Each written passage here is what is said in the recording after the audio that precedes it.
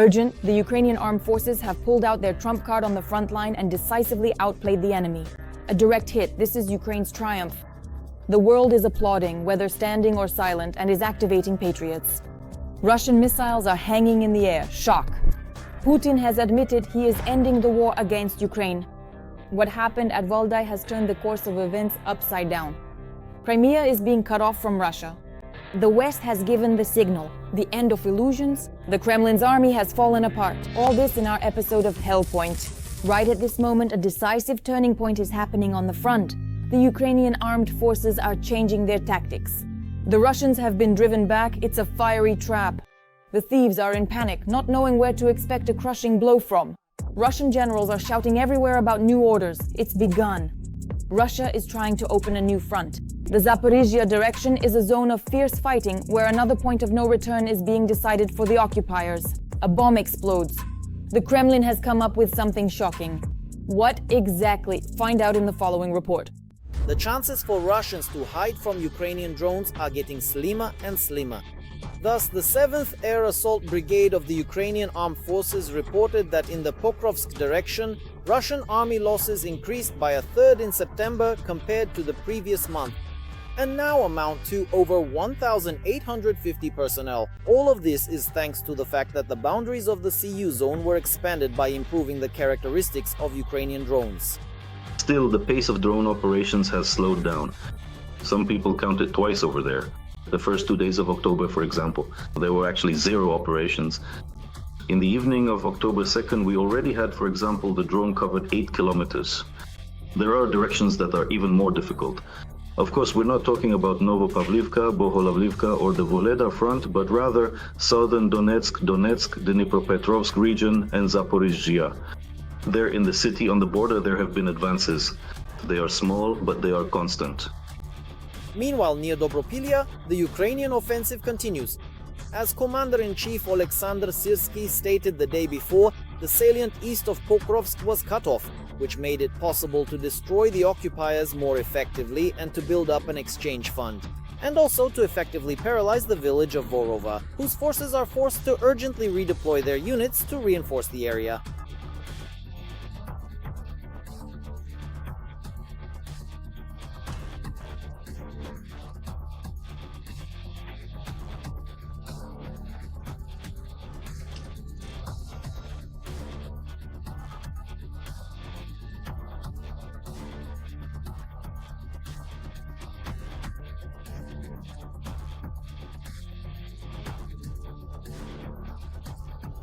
At the same time, in the Dnipropetrovsk region, the Russian forces not only rushed to exaggerate their few successes, but also resorted to outright lies. To the settlement of Verbovo, stormtroopers managed to enter and film another video with the tricolor claiming that it was under Russian control. However, just a few hours later, the flag bearers were eliminated and the Ukrainian flag returned to its rightful place. It is also reported that the Russians recently tried to open a new direction of attack towards Zaporizhzhia.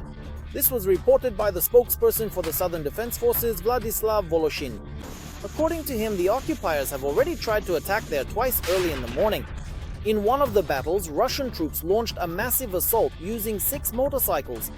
Ukrainian Defense Forces successfully repelled the attack. In addition, intelligence also recorded a concentration of Russian forces in the area of the village of Jerebivka. There, the occupiers are preparing for new attacks in the direction of Lukyanivske. It is widely known that in one of those particular directions where we initially thought they would certainly try something significant towards Zaporizhzhia, so far the overall situation has not noticeably escalated, and the limited forces and resources they have concentrated there are quite unlikely to genuinely allow them to realistically count on any truly significant or decisive success. There will be attempts, we can see that, but to expect that there might be some breakthroughs or serious successes there is, well, unlikely. Against the backdrop of intensified fighting on certain sections of the front, the Ukrainian armed forces decided to change their defensive tactics. According to analysts, this new approach was first tested in the area of Dobropilya and is now being used everywhere the occupiers try to break through. The idea behind this is to completely neutralize Russia's strategy of creating so-called pincers, which could lead to encirclement. For a long time, we saw that the enemy would attack from the flanks, forming pincers, and we found it hard to deal with all of this and did not respond quickly enough with counterattacks on the flanks against these pincers, let alone with fellow units, or even with the nearest reserves, where they were bringing in all their new forces. Now here we acted in a more varied and unexpected way, especially where the enemy was concentrating their strike, for example, on the inner flank, and we surrounded them and delivered a decisive blow. However, Russia has not given up hope of achieving new military successes this autumn, according to statements from the Kremlin. There is a noticeable intensification of the recruitment process for new contract soldiers across all territories of the Russian Federation. At the same time, analysts note that there are already not enough recruits even to cover Russian losses, let alone to form new reserves. They didn't dare to go on all fronts. They are numerically and qualitatively insufficient, so they decided that with the same forces and means, but in worse weather conditions, they could achieve greater results. This made Putin lose his composure. While the enemy is still firing rockets, Berlin is quietly preparing a reception for them. Air defense systems for Ukraine are entering the heat of the battle.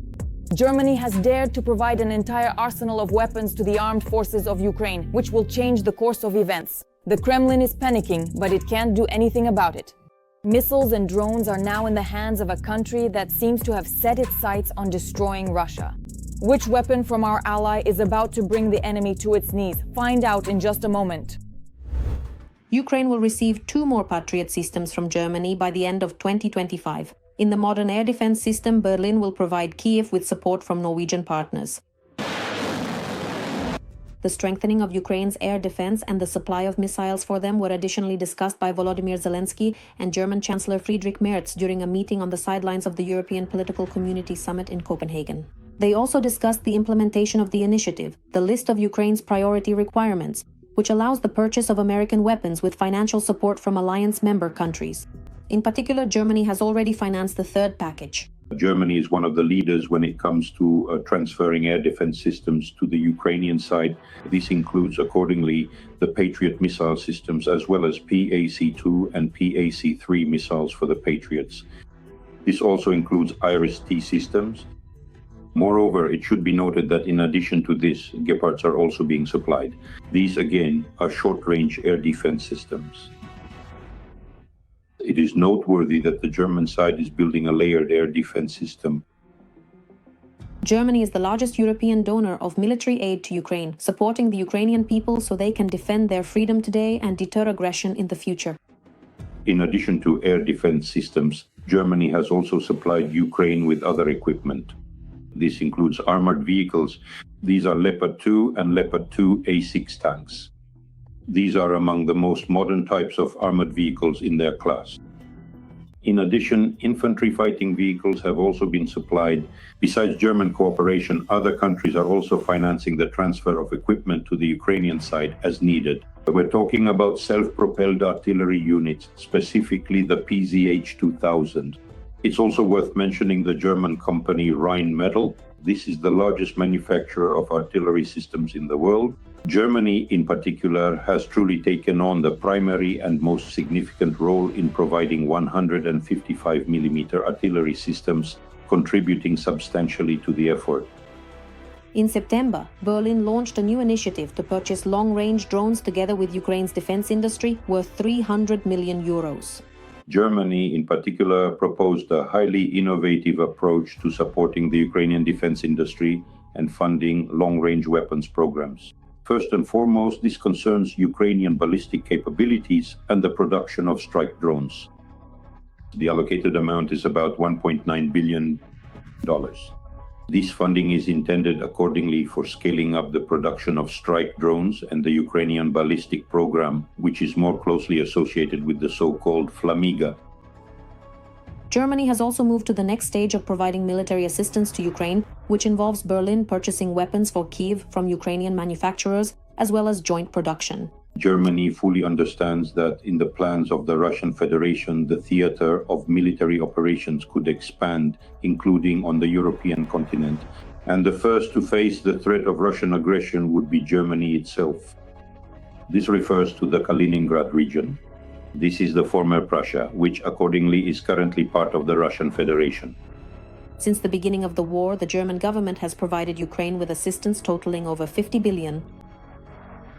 If in 2022 Germany spent 1.6 billion euros on aid to Ukraine, then in 2023 this amount was about 5 billion euros. And accordingly, in 2024 this amount was already about 7.5 billion euros.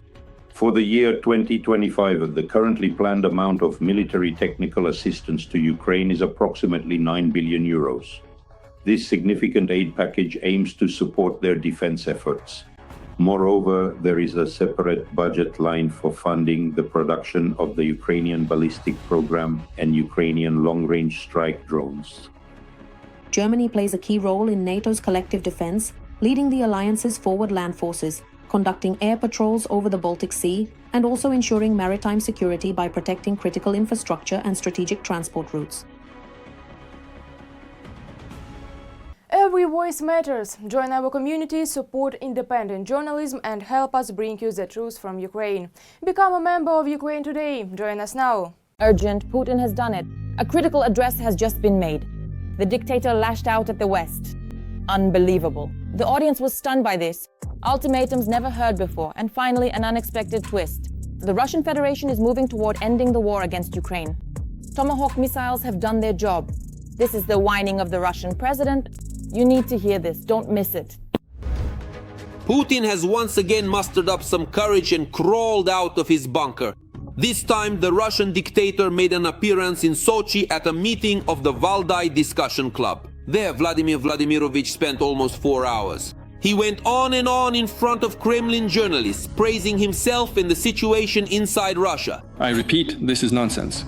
He repeats this mantra over and over again. The bunker dweller started, as usual, with his favorite 2 lies, which, in the dictator's opinion, are so lacking in the modern civilized world. Peace, of course, will come with me. He looks pathetic when he's so monotonous. At the same time, Putin immediately starts making excuses. Supposedly, he personally isn't starting any unrest in Europe. They can't possibly believe what they're saying, that Russia is planning to attack NATO. Because it's impossible to believe that. But they're convincing their own people. So what kind of people are they? They're either extremely incompetent if they believe it, because it's impossible to believe such nonsense. However, it's also hard to believe the nonsense that Putin himself spouts.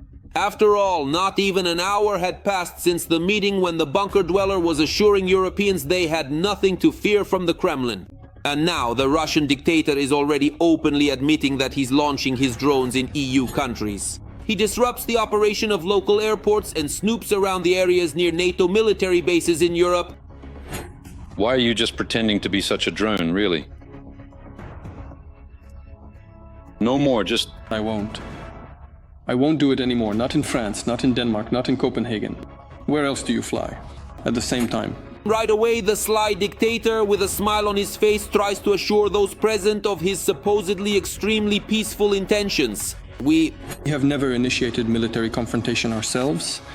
It's pointless, unnecessary, and simply absurd. It distracts from real problems and challenges.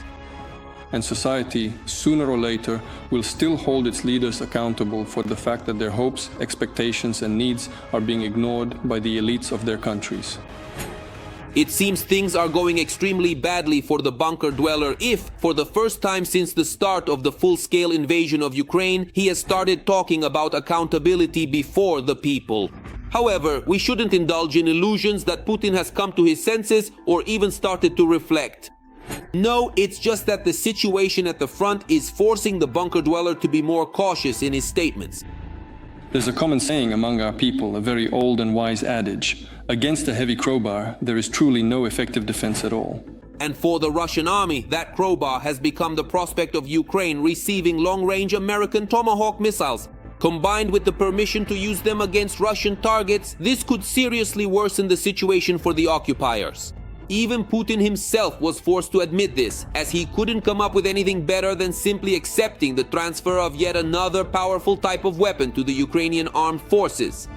As for the Tomahawk missiles, they are indeed incredibly powerful and formidable weapons. It's true that their design is not entirely modern or cutting edge, but they remain exceptionally potent and continue to pose a significant and serious threat. But that's not all.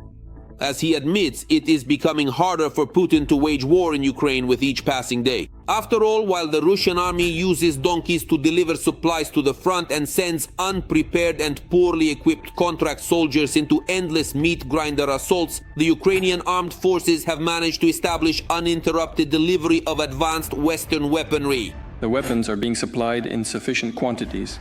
They supply as much as is needed. As a result, the situation for Putin at the front is so bleak that soon enough the bunker dweller himself will be seeking a meeting with Zelensky and initiating negotiations for the quickest possible ceasefire. Putin practically said this in plain language.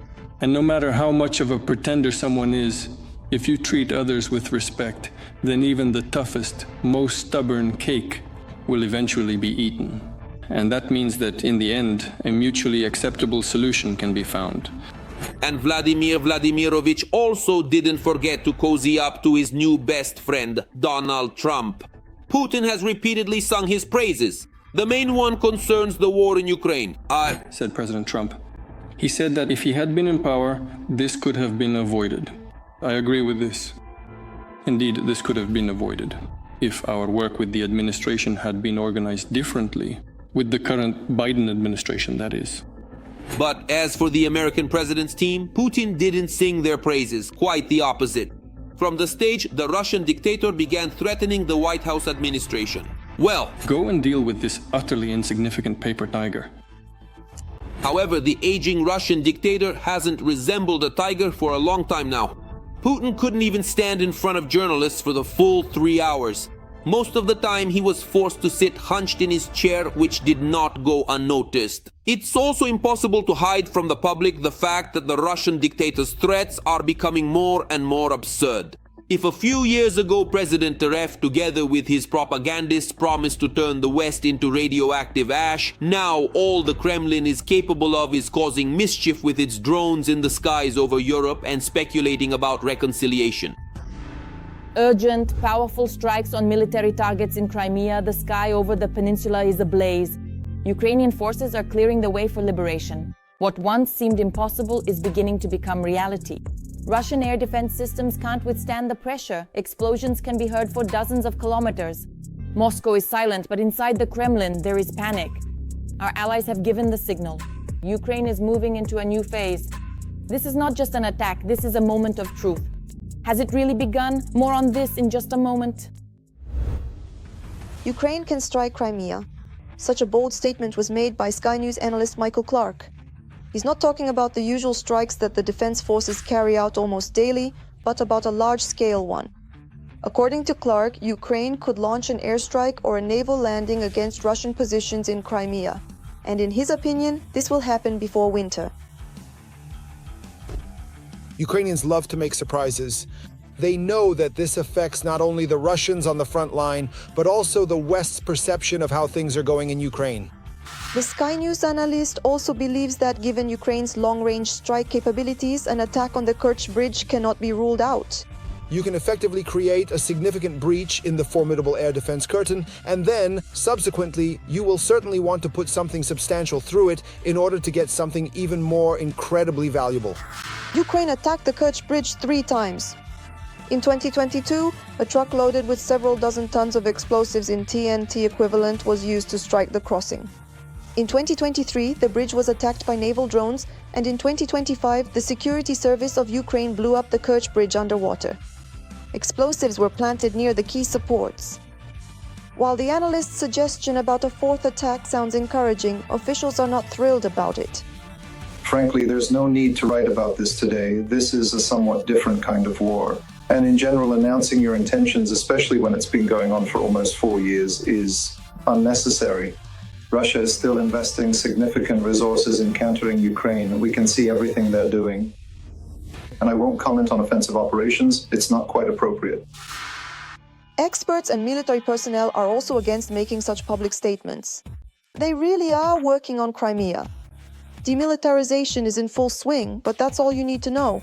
As for First of all, let's put it this way. This is a private opinion of a private individual, which has nothing to do with the real state of affairs. The only way to interpret such a publication is as an emphasis that Crimea, the temporarily occupied Ukrainian peninsula, has not only remained on the agenda for our country's defense forces, but is now, I wouldn't even say under active development, but is currently undergoing a very active stage of demilitarization of the temporarily occupied Crimea. All these so-called analytical assessments and forecasts, I want to emphasize once again, have nothing even remotely to do with the realities that are actually taking place. The reality at the moment is that the defense forces, in particular the main intelligence directorate, as you know, the security service, the defense forces, the naval forces, and the armed forces of Ukraine, all these relevant structures are carrying out the necessary work. This work consists of ongoing targeted operations to destroy Russian radar systems, air defense installations, aircraft, and so on. All of this is something Ukrainians can witness almost every day, and this systematic destruction of Russian weaponry is not happening by accident, as confirmed by the spokesperson for the Ukrainian Navy, Dmytro Pletenchuk. This is exactly where it all begins. If you want to influence the enemy on their own territory or on your own territory that the enemy has occupied, the first thing you need to do is eliminate all obstacles. This will give you an advantage at sea because that in turn means an advantage on land as well. In order to gain it, you need to eliminate the enemy's means of counteraction, that is, destroy their air defense systems. That's why this is the priority target from which any other action begins. But what exactly will the next action be? That doesn't need to be known. Speculation won't do any good either, especially from Western analysts. There's no need to interfere with the work of the defense forces. And that's a rule that Ukrainians have learned well over almost 4 years of full-scale war. Shock. Putin's army is bursting at the seams, and this can no longer be ignored. Ukrainian forces are destroying the enemy with the precision of a surgeon and with fierce fury. A Russian battalion used to stand there. Now there's only black smoke, ruins, and silence. Commanders are fleeing, soldiers are surrendering, and Russian pride is turning into scrap metal and ashes. In the Kremlin, they just shrug and prepare a new batch of volunteers for hellish assaults on the front lines. What fate awaits them on Ukrainian soil? Don't miss what's coming next. No one will help you there. They'll just bury you right there. They sent us, and it turned out to be a prison. They said it was a stronghold. No, I can't walk anymore. From September 19th to October 3rd alone, the Russian army lost more than 1,000 people in the war in Ukraine. There's no evacuation. I don't know, I'll crawl out somehow. About 20 kilometers or so. My head is spinning. Russia's losses are horrific. The economy is falling apart at the seams. But Putin is ready to make even greater sacrifices. Now even businesses are being strictly required to help with recruiting people for the front. There's simply no conceivable way out because you absolutely cannot refuse. They know with complete certainty that a person will inevitably die, and yet they still force people to go anyway. Independent journalists using open sources have identified the names of 134,125 Russian soldiers who died during the full-scale invasion of Ukraine. This data allows us to trace a kind of pulse of the war, when the Kremlin showed no mercy to its own people and launched massive assaults for the sake of capturing yet another village in Ukraine. Our commanders make unreasonable decisions, sending us straight to our deaths. There are just so many different kinds of menacing drones out there. There are FPV drones and Baba Yaga drones. All the guns and mortars, artillery are firing at us. And there's no cover at all. They just send us out into the open. And now the guys are digging their own graves. In the first year and a half, the casualty graph looked like a roller coaster. That was during the Russian assaults on Bakhmut and Avdiivka. Now we're all losing our loved ones. The angel of death is watching. The enemy has already wiped out his own with his claws. The Russian Ministry of Defense, then still headed by Shoigu, was burying 100 to 150 people a day. Sometimes the numbers dropped to 50 or 60 killed per day. Basically, they're just throwing people into the meat grinder. There was no clarity about anything. And they keep replenishing, as if people here are endless. Only the last bit of strength remains. Since October 2023, the curve has remained consistently high. It only drops below 120 in rare cases. And the recent dips on the charts are explained not by the rescue of Russian troops, but by the time needed to verify and process new obituaries. Our guys went through hell in captivity, numerous tortures and abuses. Most of them have shrapnel wounds and concussions, broken bones that healed without medical intervention, and one of them has no leg. They all need medical help. They need to go through the military medical commission and finally get some leave. But instead, these wounded are being sent to the front line. When it comes to the geography of citizens killed in the war, Bashkortostan and Tatarstan are leading. Here, local volunteers help identify the dead. We have a small town. In 15 years of war in Afghanistan, there were 3 or 4 killed. And now, just look around. Everything here in this entire area is completely covered in numerous colorful flags. A special category is the volunteers, those who signed a contract back in 2022. Right now, they make up almost a third of all identified casualties. They account for 29%. You inserted, that's one side. This is the perfect plan for two. New burial has appeared. The Kremlin disposes of those who went to war voluntarily, who fell for the propaganda. Prisoners make up the second largest category of losses. That's 14%. Some of the dead are officially recorded as volunteers, not as convicts. Today, these are people who are in places of deprivation of liberty and love their families. There is a good chance to prove this by signing a contract with the Ministry of Defense. Mobilized soldiers make up 11% of the list. This figure is understated, because obituaries often conceal their status. We want to.